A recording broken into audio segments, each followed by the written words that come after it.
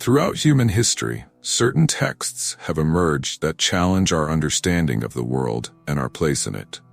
Among these, there exists a manuscript so extraordinary, so controversial, that it has been both venerated and feared for thousands of years. This is the story of the Book of Enoch, a text that speaks of celestial beings, cosmic mysteries, and truths that some believe were never meant for human eyes. Unlike the familiar stories of the Bible, the Book of Enoch takes us on a journey into realms that seem more like modern science fiction than ancient scripture. Imagine a world where angels walk among humans, where giant beings roam the earth, and where the secrets of the universe are unveiled to a single man, chosen by God himself.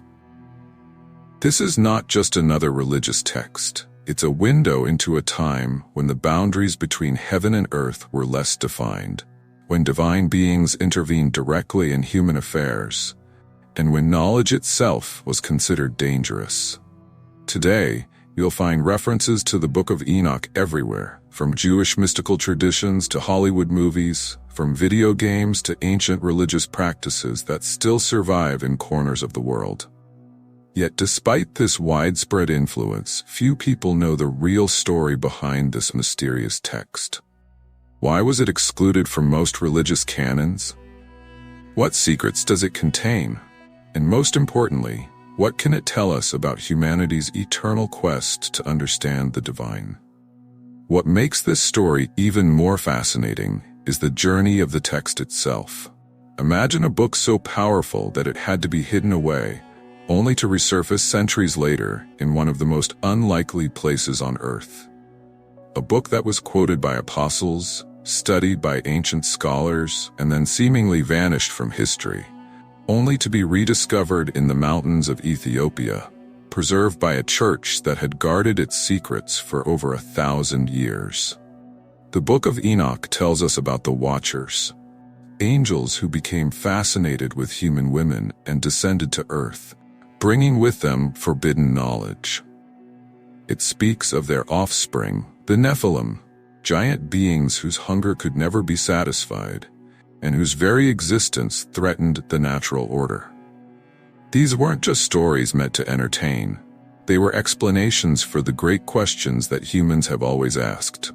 Where did we come from? Why is there evil in the world? What lies beyond the visible realm? But perhaps what makes this text truly remarkable is its author, Enoch himself, the seventh patriarch from Adam, great-grandfather of Noah, and according to legend, the only human besides Elijah to be taken into heaven without experiencing death. Through his eyes, we see visions of multiple heavens, encounter beings of light and darkness, and learn of prophecies that some believe are still unfolding today. As we delve deeper into this ancient text, we'll explore not just its content, but its profound impact on human thought and spirituality. We'll examine how its ideas have shaped religious beliefs, influenced artistic expression, and continue to resonate with modern audiences. From ancient Jewish mysticism to contemporary debates about extraterrestrial life, the Book of Enoch has left an indelible mark on human culture. So join me on this journey through time and space, through heaven and earth, as we uncover the mysteries of the Book of Enoch. Whether you're a scholar of religious texts, a seeker of ancient wisdom, or simply someone fascinated by the unexplained, this story has something to offer. For in these ancient pages, we find not just tales of angels and demons, but reflections of humanity's eternal quest to understand our place in the cosmos. Chapter 1: Historical Context. To truly understand the Book of Enoch, we need to journey back to a pivotal time in human history, a period of tremendous upheaval and transformation. Imagine yourself in the Middle East, somewhere between the 3rd century BC and the 1st century AD. This was a time when the Jewish people found themselves at the crossroads of great empires, their culture and beliefs constantly tested by the tides of change. Think of a world where different belief systems were colliding. Greek philosophy was challenging ancient traditions. Roman power was reshaping political landscapes. And in the midst of this cultural earthquake, a remarkable text emerged, not just as a religious document, but as a cry for identity, a repository of ancient wisdom, and a testament to human resilience. The Book of Enoch wasn't written in a single moment by a single hand. Like a great tapestry, it was woven over centuries, each thread adding new colors and patterns to the whole. The oldest parts of the text likely originated in times of crisis, when the Jewish people were grappling with questions of faith and identity under foreign rule. Why do the righteous suffer? How can evil exist in a world created by a just God? These weren't just philosophical questions. They were the burning issues of the day. But what makes this historical context truly fascinating is how it gave birth to entirely new ways of thinking about the divine. The Book of Enoch emerged during a period scholars call the Second Temple Era, a time of incredible religious and intellectual ferment in Jewish society. This was when ideas about angels, demons, and the afterlife were taking shape, when apocalyptic literature was flourishing, and when people were desperately seeking answers to the great questions of existence. Picture yourself in Jerusalem during this time. The city is a melting pot of cultures and ideas. In the marketplaces, you might hear Greek philosophers debating with Jewish scholars. In the temples, ancient rituals are being performed, while new interpretations of sacred texts are being discussed in nearby schools. This was the world that gave birth to the Book of Enoch, a world where the boundaries between heaven and earth seemed more permeable, where divine revelation was still considered possible, and where the supernatural was very much a part of daily life. The text tells us something profound about how ancient people viewed their relationship with the divine. Unlike later religious writings that often drew sharp lines between the human and divine realms, the Book of Enoch presents a universe where these boundaries are fluid. Angels could descend to earth, humans could ascend to heaven. Divine knowledge could be transmitted directly to chosen individuals. This was also a time when various Jewish groups were developing different ways of understanding their traditions. The Essenes, the Pharisees, the Sadducees, each had their own interpretation of what it meant to be faithful to God's covenant.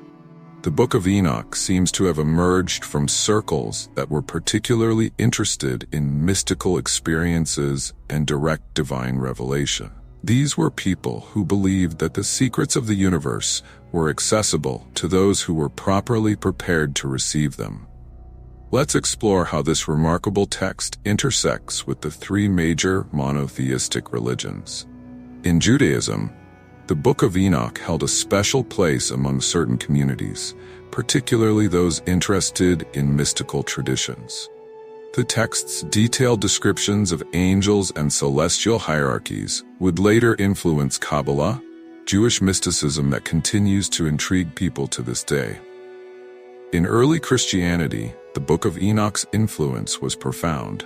The New Testament's letter of Jude directly quotes from it. Early Christian fathers like Clement of Alexandria and Tertullian considered it an important text. The book's descriptions of fallen angels and final judgment resonated strongly with early Christian beliefs about cosmic struggle between good and evil.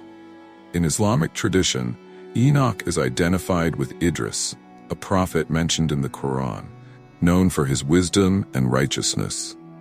He's described as one raised to a high station, echoing the Book of Enoch's account of its protagonist's heavenly ascent. But perhaps one of the most fascinating aspects of this text's history is how it was nearly lost to time. While the book was widely read and respected in the ancient world, it gradually fell out of favor in Western religious traditions. The reasons for this are complex and tell us much about how religious authorities decide which texts become official and which remain on the margins. The original text was written in Hebrew and Aramaic, the languages of ancient Judaism. But as these versions were lost to history, The book might have vanished completely if not for an extraordinary chain of events. A Greek translation made its way to Ethiopia, where it was translated into Ge'ez, the ancient liturgical language of the Ethiopian Orthodox Church. Think about this for a moment.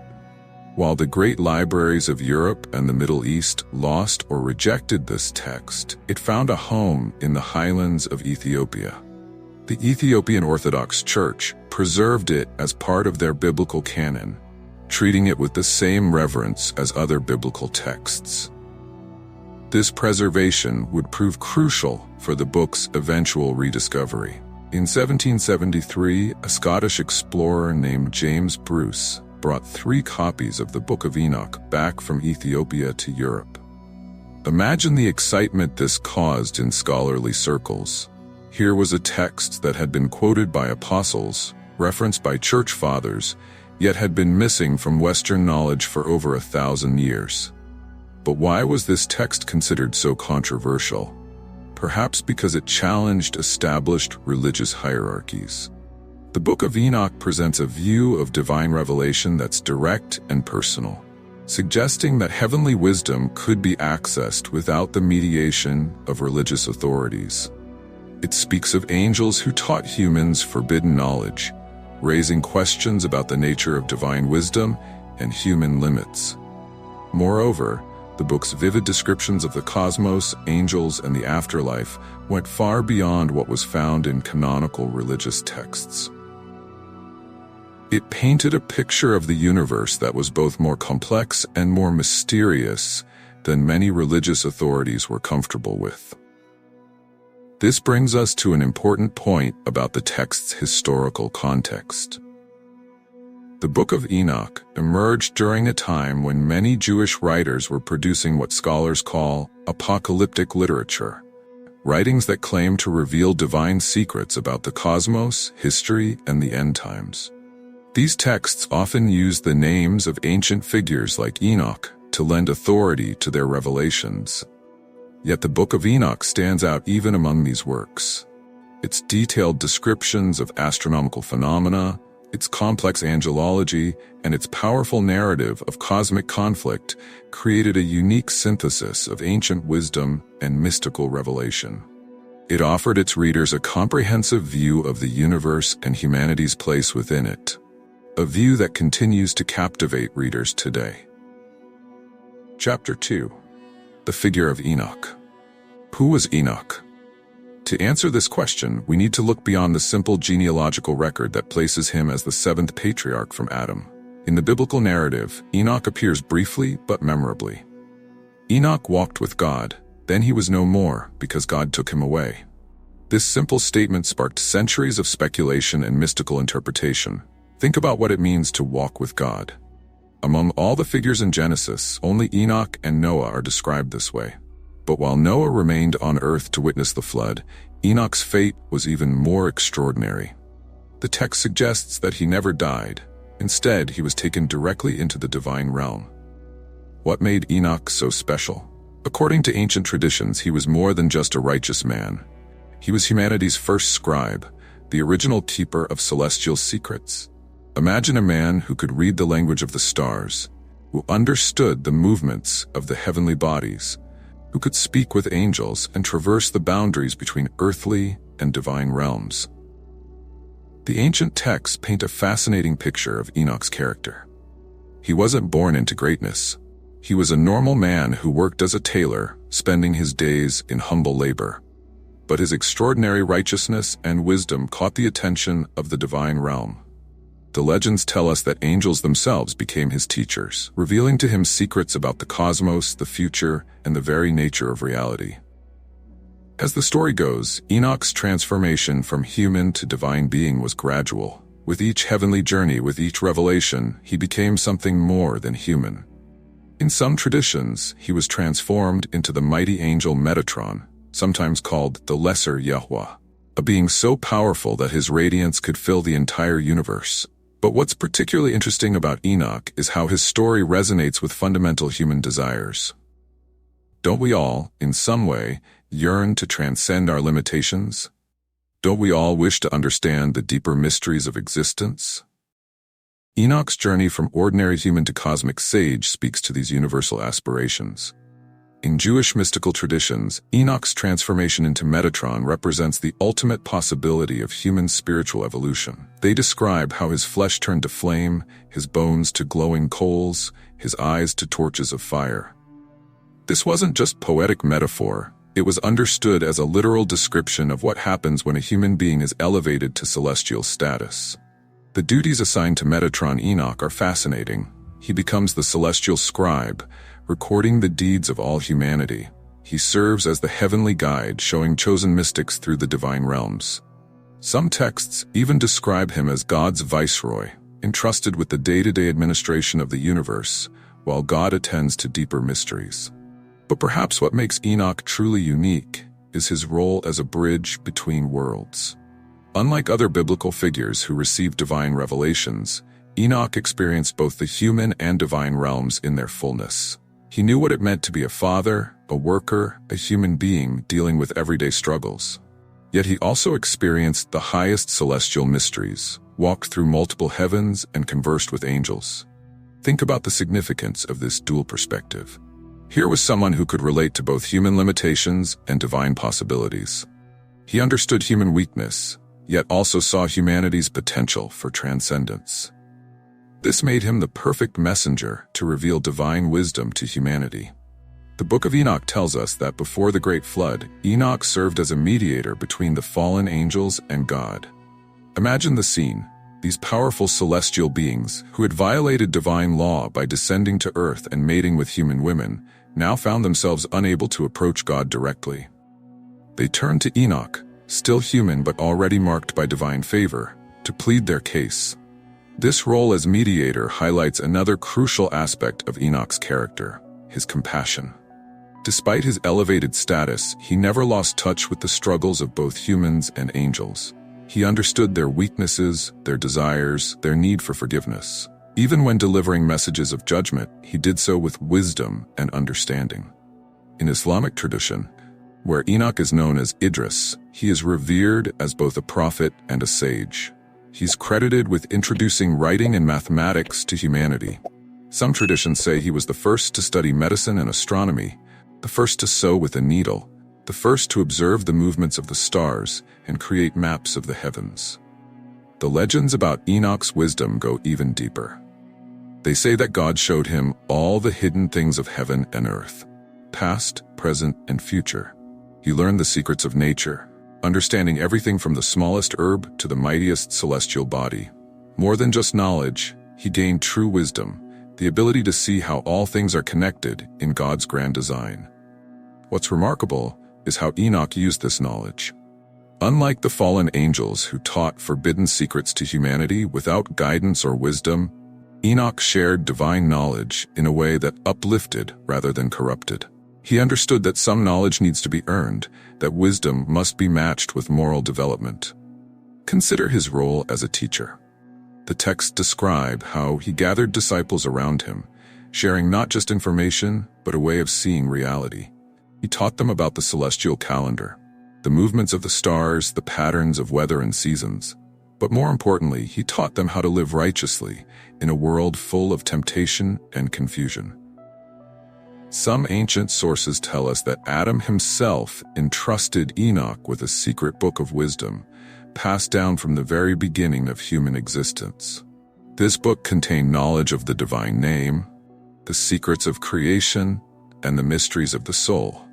Enoch preserved this wisdom, added his own revelations, and ensured it would be preserved for future generations. This brings us to an interesting question. Was Enoch chosen because he was righteous, or did his righteousness come from being chosen? The texts suggest both are true. His initial righteousness attracted divine favor, which led to greater wisdom, which in turn led to greater righteousness, a beautiful spiral of spiritual growth. The story of Enoch reminds us that human potential is greater than we often imagine. In an age of scientific materialism, when mystery seems to be retreating from the world, Enoch's journey suggests there are still depths to reality that science alone cannot plumb. His story speaks to that part of us that senses there must be more to existence than what meets the eye. Even today, Enoch's legacy continues to inspire. Modern mystics study his teachings about meditation and spiritual ascent. Scientists find interesting parallels between his descriptions of celestial phenomena and contemporary astronomical discoveries. Writers and artists draw inspiration from his vivid descriptions of other worlds and beings. Chapter 3. The structure and content of the book. The Book of Enoch isn't just one book. It's a collection of texts written over several centuries, each adding new layers to this extraordinary narrative. The version that has survived most completely, known as First Enoch or Ethiopian Enoch, consists of 5 major sections, each with its own unique focus and flavor. Let's start with what many consider the most fascinating section, the Book of Watchers. This section tells the story of angels who became so fascinated with human women that they made a pact to descend to earth. 200 of these watchers, led by their chief Semyaza, came down to Mount Hermon and took human wives. But this wasn't just a love story. It was the beginning of a cosmic tragedy. These angels, called watchers because they were supposed to observe humanity, not interact with them, began teaching humans knowledge that heaven had deemed forbidden. One taught metalworking and weapon making. Another revealed the secrets of cosmetics and jewelry. Others taught astrology, herb lore, and magic. The offspring of these unions were the Nephilim, giant beings of extraordinary power and equally extraordinary appetites. Imagine creatures so large and hungry that they began to devour every available resource, eventually turning to human flesh when other food sources ran out. The text describes them as bringing violence and corruption to the earth on an unprecedented scale. But there's another watcher whose story stands out, Azazel. He's portrayed as the one who taught humans the art of weapon making and warfare, cosmetics and jewelry, leading to violence and vanity among humans. Some scholars see this as an ancient critique of technological advancement without moral development, a theme that remains relevant today. What happens next reads like a cosmic drama. The cries of humanity, suffering under the chaos brought by the Nephilim, reach heaven. The archangels, Michael, Gabriel, Raphael, and Uriel, look down upon earth and see the devastation. They bring their concerns directly to God. This leads to a divine intervention of epic proportions. The text describes how God sends his angels to deal with this crisis. Raphael is commanded to bind Azazel hand and foot, cast him into darkness, and cover him with sharp rocks until the day of final judgment. Gabriel is sent to destroy the Nephilim, setting them against each other in a great civil war. Michael is tasked with imprisoning the other fallen watchers. But before this judgment comes, we see something remarkable. The watchers, now realizing the gravity of their actions, ask Enoch to intercede for them with God. Think about this scene. Powerful angels, who once stood in God's presence, now must rely on a human being to plead their case.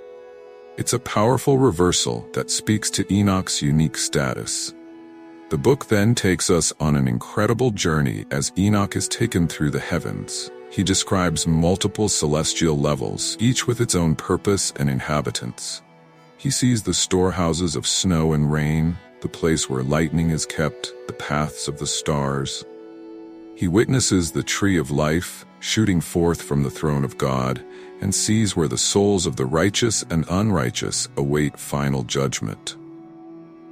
Another section, known as the Book of Parables or Similitudes, contains 3 extended parables that deal with the coming judgment, the fate of the righteous and the wicked, and the figure of the Son of Man who will execute God's final judgment. These visions are particularly interesting because they show clear connections with later apocalyptic literature and even some New Testament concepts. The astronomical section of the book presents a complex understanding of celestial mechanics. Enoch describes how an angel shows him the paths of the sun and moon, the nature of the seasons, and the operation of what he calls the celestial physics. While some of these descriptions might seem primitive to modern readers, they show a sophisticated attempt to understand and explain natural phenomena. One of the most intriguing sections deals with what we might call dream visions. Here, Enoch sees the entire history of humanity represented symbolically through animals. The children of Adam are shown as cattle, the fallen angels appear as stars falling from heaven, and the righteous are transformed into white sheep. This apocalyptic vision carries us from creation through to the final judgment, offering a unique perspective on human history.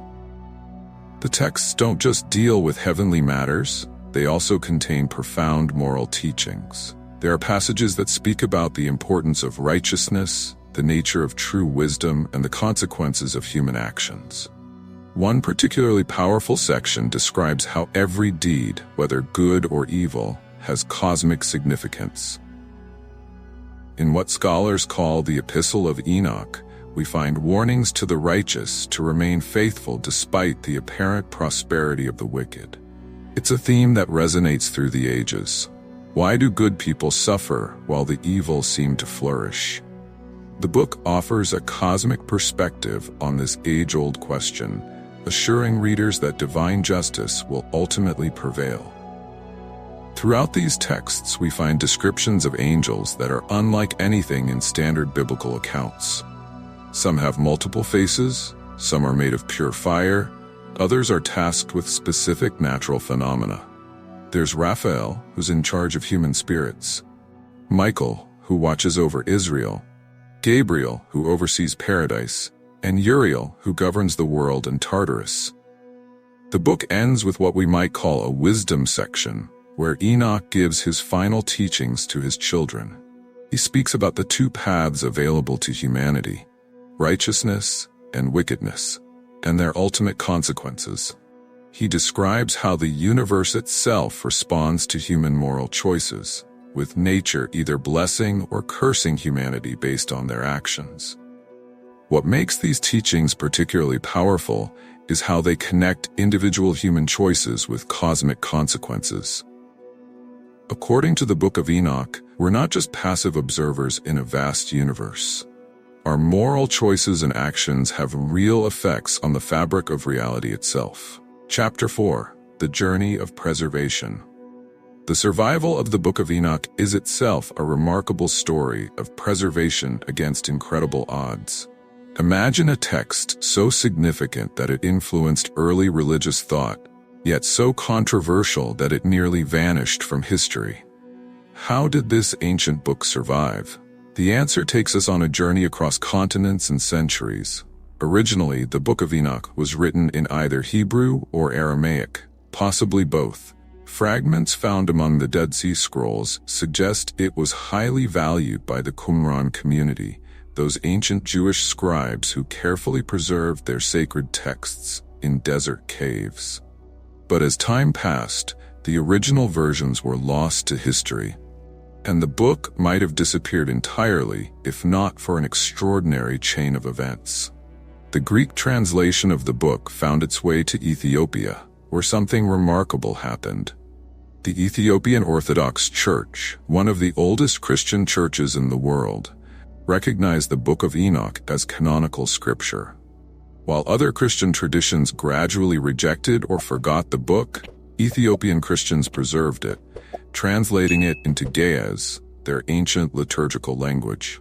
Picture the highlands of Ethiopia, where for centuries, monks in remote monasteries carefully copied this text by hand. In their eyes, the Book of Enoch wasn't just another ancient manuscript, it was sacred scripture, deserving the same care and reverence as the Psalms or the Gospels. Generation after generation, they maintained this tradition, even as the book faded from memory in other parts of the world. Then comes one of the most fascinating chapters in the book's history. In 1773, a Scottish explorer named James Bruce embarked on a journey to find the source of the Nile River. During his travels in Ethiopia, he discovered something he wasn't even looking for: 3 complete manuscripts of the Book of Enoch. Imagine Bruce's excitement when he realized what he had found. Here was a text that had been quoted in the New Testament, discussed by early church fathers, yet had been missing from Western knowledge for over 1,000 years. When he brought these manuscripts back to Europe, it caused a sensation in scholarly circles. But the story doesn't end there. For decades, these manuscripts sat in libraries, their secrets locked away in the ancient Ge'ez language. It wasn't until 1821 that Richard Lawrence, a professor at Oxford, produced the first English translation. This opened the floodgates of scholarly interest. Suddenly, Western scholars could read this ancient text that had influenced early Christianity and Judaism. The discovery led to more questions than answers. Why had this book, so important to early religious communities, been excluded from most biblical canons? The reasons are complex and tell us much about how religious traditions develop over time. Some rejected the book because it seemed too fantastic, with its vivid descriptions of heavenly journeys and fallen angels. Others were uncomfortable with its detailed apocalyptic predictions. Still others questioned whether Enoch could really have written it, given that parts of the text clearly came from different historical periods. But perhaps the most remarkable aspect of the book's preservation is how it survived through oral tradition, even when written copies were scarce. Stories from the Book of Enoch continued to circulate in Jewish folklore, Christian legends, and Islamic traditions. Elements of its narrative appeared in medieval art, in mystical writings, and in popular stories about angels and demons. Archaeological discoveries in the 20th century added new chapters to this story.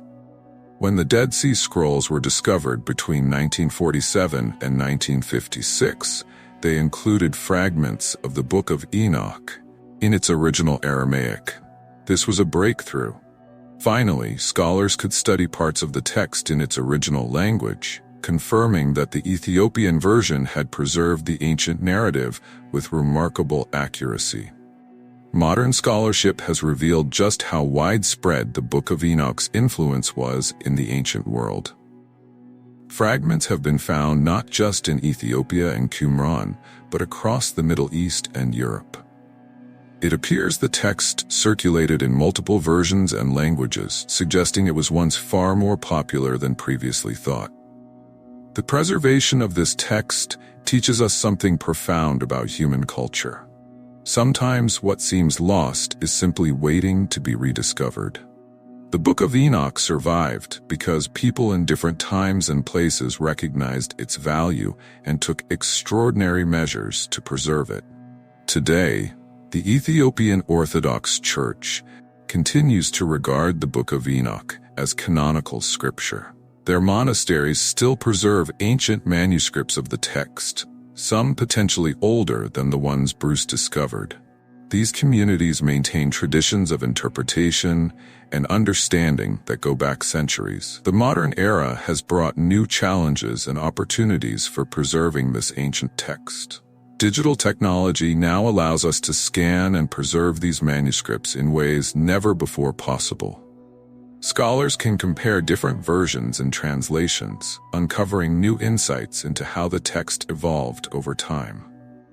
But perhaps the most remarkable aspect of this preservation story is how the Book of Enoch continues to find new audiences. Today, it's studied not just by religious scholars, but by historians, anthropologists, and anyone interested in understanding how ancient people viewed the cosmos and their place in it. This brings us to an important question. What else might be out there, waiting to be discovered? How many other ancient texts, preserved in remote monasteries or buried in desert caves, might hold similar treasures of human wisdom and imagination? Chapter 5: Influence and Legacy.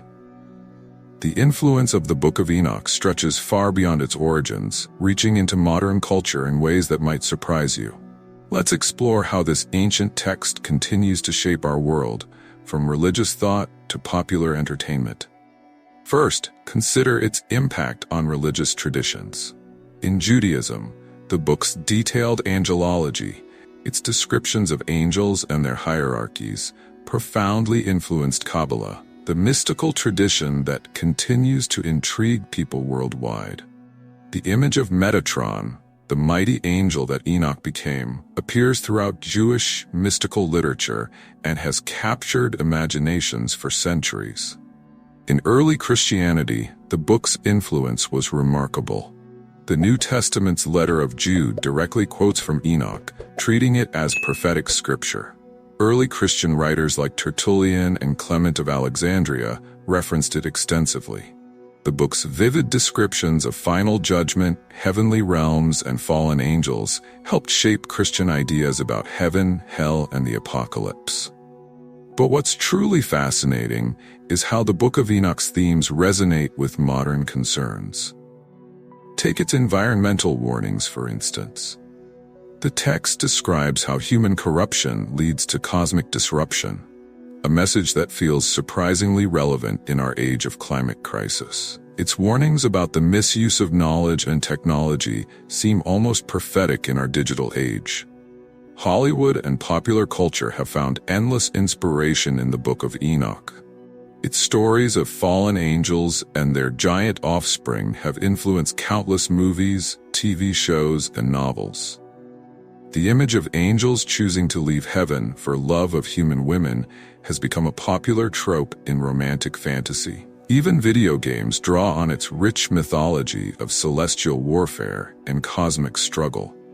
In the world of art and literature, the Book of Enoch's influence is profound and enduring. Medieval artists drew on its vivid descriptions when depicting angels and heavenly realms. John Milton's Paradise Lost, one of the greatest poems in English literature, shows clear influences from Enoch's account of fallen angels and celestial warfare.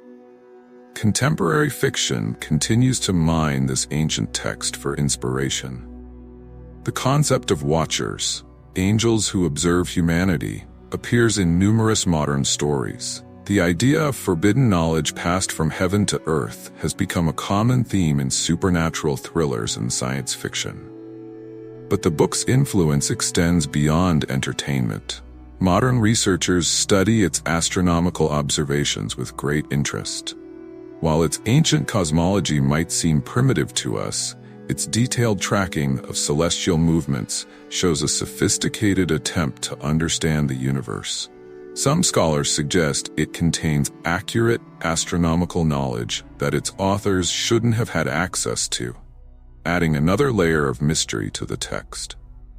In religious studies, the Book of Enoch provides crucial insights into the development of monotheistic religions. It helps us understand how concepts of angels, demons, heaven, and hell evolved. Its detailed apocalyptic visions influenced how later religions would view the end times and final judgment. The text's description of fallen angels teaching humans various arts and sciences presents an interesting perspective on human knowledge and technological advancement. It raises questions that still resonate today. Is all knowledge good? Are there some things humans weren't meant to know? What are the moral responsibilities that come with advanced technology? Even in modern occult and esoteric traditions, the Book of Enoch holds a special place. Its detailed descriptions of angelic hierarchies, celestial phenomena, and spiritual ascent continue to influence various mystical and magical practices. Some see it as a handbook for understanding the spiritual realms and communicating with divine beings. Perhaps most intriguingly, the Book of Enoch speaks to modern scientific discussions in unexpected ways. Its detailed descriptions of cosmic phenomena have led some researchers to draw parallels with current astronomical knowledge. While we must be careful not to impose modern scientific concepts on ancient texts, it's fascinating how some of its descriptions align with contemporary understandings of celestial mechanics. In the realm of environmental consciousness, the book offers powerful metaphors for our relationship with the natural world. Its vision of cosmic order disrupted by human misconduct resonates with current environmental concerns. The text suggests that human moral choices have direct consequences for the natural world, a perspective that aligns with modern ecological thinking. The Book of Enoch's influence on modern spirituality is equally significant. In an age when many people describe themselves as spiritual but not religious, its direct accounts of spiritual experience and divine encounters offer an alternative to institutional religion. Its emphasis on personal revelation and direct spiritual knowledge speaks to those seeking individual spiritual paths. The text also continues to influence discussions about extraterrestrial life and human origins. While it's important not to read too much into ancient texts, the Book of Enoch's accounts of beings coming from the sky to interact with humans has led to various interpretations in UFO and ancient astronaut theories. This shows how ancient texts can find new meanings in different historical contexts. In academic circles, the Book of Enoch remains a crucial source for understanding the development of religious thought. It provides valuable insights into how ancient people viewed the cosmos, divine justice, and humanity's place in the universe. Its preservation and rediscovery remind us that ancient wisdom can remain relevant across millennia. Conclusion. As we conclude our exploration of the Book of Enoch, we're left with a profound appreciation for this remarkable text that has survived through millennia. It's more than just an ancient manuscript. It's a window into humanity's eternal quest to understand our place in the cosmos. Think about what this book represents. A text written thousands of years ago that still speaks to our deepest questions and concerns. Who are we? Where did we come from? What lies beyond the visible world? What is our relationship with the divine? These questions were as relevant in Enoch's time as they are today. The Book of Enoch reminds us that human beings have always looked beyond the mundane world, seeking deeper meanings and higher truths. Its vivid descriptions of celestial realms, its complex moral teachings, and its warnings about human responsibility continue to resonate with modern readers. Perhaps most importantly, the story of the Book of Enoch itself, its near loss and miraculous preservation, teaches us something valuable about human knowledge. Sometimes, wisdom isn't lost, it's just waiting to be rediscovered. The Ethiopian Orthodox Church preserved this text for centuries, while the rest of the world forgot about it. What other ancient wisdom might still be out there, waiting for its moment to re-emerge? In our modern world, with its rapid technological advancement and environmental challenges, the Book of Enoch's messages about knowledge, responsibility, and cosmic consequences seem more relevant than ever. Its warnings about the misuse of knowledge, its vision of a universe where human actions have cosmic consequences, and its call for moral responsibility in the face of great power. These are messages our world desperately needs to hear. Whether you approach it as scripture, historical document, or literary masterpiece, the Book of Enoch continues to captivate and challenge us. It reminds us that in our quest to understand the mysteries of existence, we're walking a path that countless others have walked before us. If you found this journey through the Book of Enoch as fascinating as I have, I invite you to join our community of knowledge seekers. Hit that like button if this ancient wisdom resonated with you, and share it with others who might appreciate these profound insights. Your subscription means more than just numbers. It helps us continue bringing these ancient mysteries and forgotten wisdom to light.